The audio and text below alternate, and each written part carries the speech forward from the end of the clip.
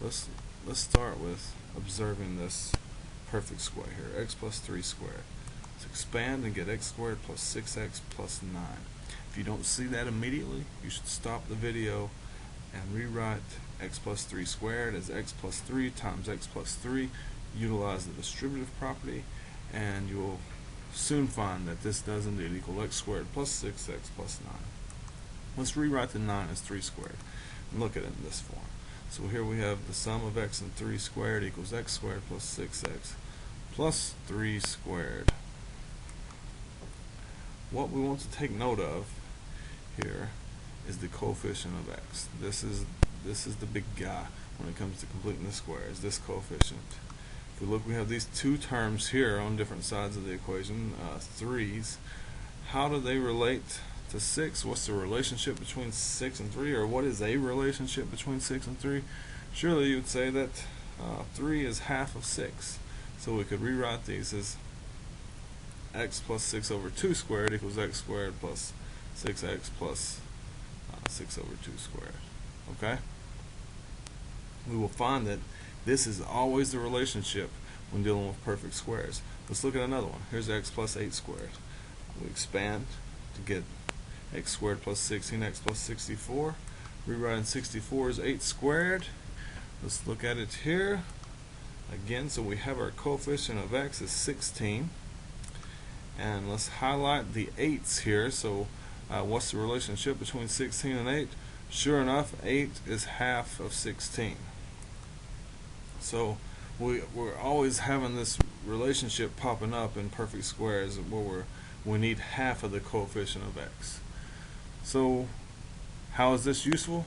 Let's look at an example. Here is something that is not a perfect square. It's x squared plus 4x. And for whatever reason, we want to make it a perfect square. So how do we make it a perfect square? We take half of the coefficient of x, square it, and then add it on to the end.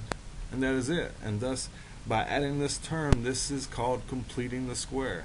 That's the whole thing about completing the square, is you add half of the coefficient of x and you square it, and thus you have the perfect square, x plus 2 squared in this case. So you say, what if we have subtraction in the original statement, where before we had, I believe it was x plus 3 squared, now we have x minus 10 squared. So this is a perfect square. Let's look at it, and we'll find that we have similar things happening, or about the exact same thing. So look at the coefficient of x is 20, or you could say negative 20, but let's just stick with 20 for now. And we have these 10's, and lo and behold, how does 10 relate to 20? Surely 10 is half of 20, or 20 divided by 2. So we still see the same thing happening, even when we have the minus sign there in the beginning. The only difference is the minus signs do indeed pop up here, highlighted in red. So let's look at a simple example. Here we have x squared minus 12x. This is not a perfect square. We want to make it a perfect square, thus completing the square. So what is half of the coefficient of x? It's 12 over 2. So we take 12 over 2 squared and add it on to the end. And thus then we have a perfect square. We have x minus 6 squared. So now you're thinking, well, what if we don't have something that 2 divides into? Well, same deal, just as easy. So here we have x squared minus 13x. This is not a perfect square. I need to make it a perfect square. Again, by making it a perfect square, we call this process completing the square. So what do? I look at the coefficient of x, it's 13. I take half of it, square it, add it to the end, giving me the perfect square, x minus 13 halves squared.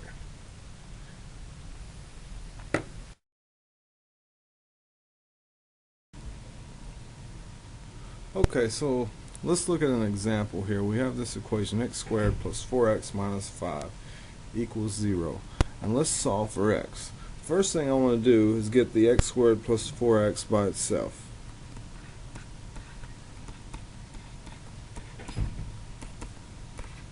By adding 5 to both sides. And so now I have a situation where I have the x squared plus 4x on one side by itself. And if we look here at the coefficient of x squared, we noticed before in our previous example, to make a perfect square over here, we have to add half of that coefficient to both sides, or half of that coefficient and square it. So we get x squared plus 4x plus half of that coefficient, 4 over 2 squared, equals 5. And remember the golden rule of mathematics: anything we do to one side of an equation, we have to do it to the other. So we added 4/2 squared on this side, and so now we must add 4/2 squared on that side. Okay. And so now we've purposefully constructed a perfect square on the left-hand side of the equation.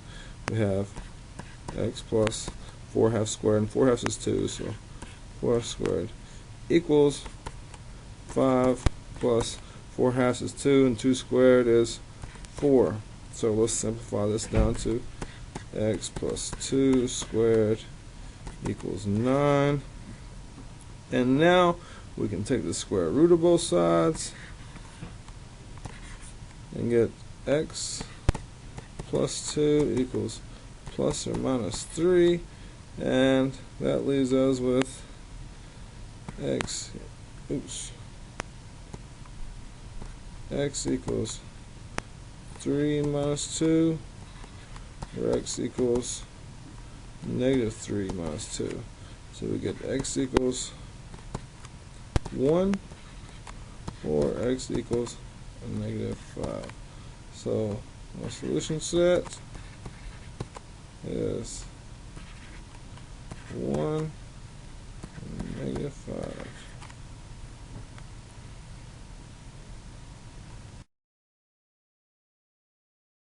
Okay, now for U111 guys, on the final exam, you will be given a problem similar to this, where you have to take this circle here and put it in standard form. And what it involves is completing the square twice. So let's look at it. We have here in red, we need to complete the square on that piece, and let's make this one green. We need to complete the square on the y's. So let's get to it. So x squared plus 4x, and to make a perfect square we need to add half of 4, which is 4/2 squared. Okay, now plus y squared minus 8y, and to complete the square there we need to add half 8 over 2 squared, and equals 64. Now again, the golden rule of mathematics is if we do something to one side of an equation, we have to do it to the other. So we have to add the 4/2 squared. And let me just simplify that. The 4/2 is 2, 2 squared is 4, and plus 8/2 is 4, so we need 16. Okay?